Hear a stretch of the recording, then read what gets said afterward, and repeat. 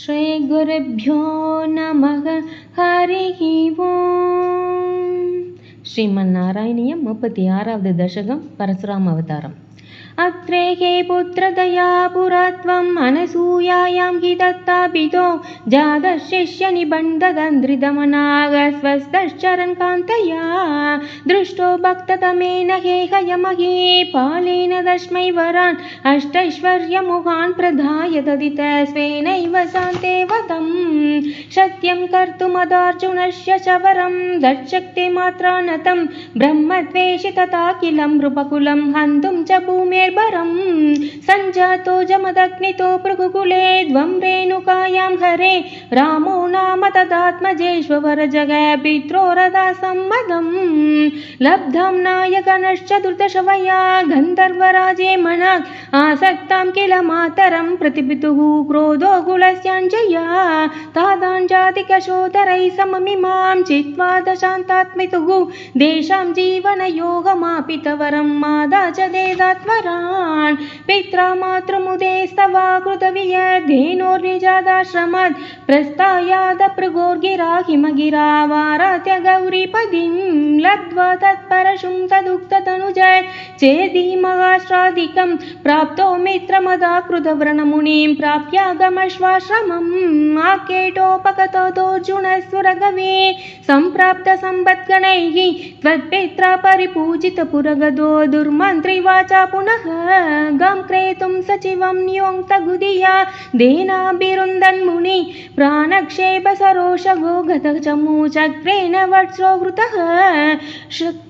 शुक्रो जीविततातवाक्यचलित क्रोधोदसख्या समं बिभ्रत्यादमगोतरोपनिकितं चापं कुटारं शरानारूढः सगवागयतृपरतं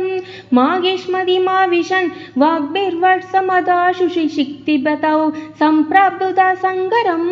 पुत्राणामयुतेन सप्तदशभिः सक्षौहणीभिर्महा सेनानीभिरनेन मित्रनिवहैर्व्याजृम्भिता योतनः सत्यत्वक्तकुटारबाणवितलन् निःशेषसैन्योद्गरो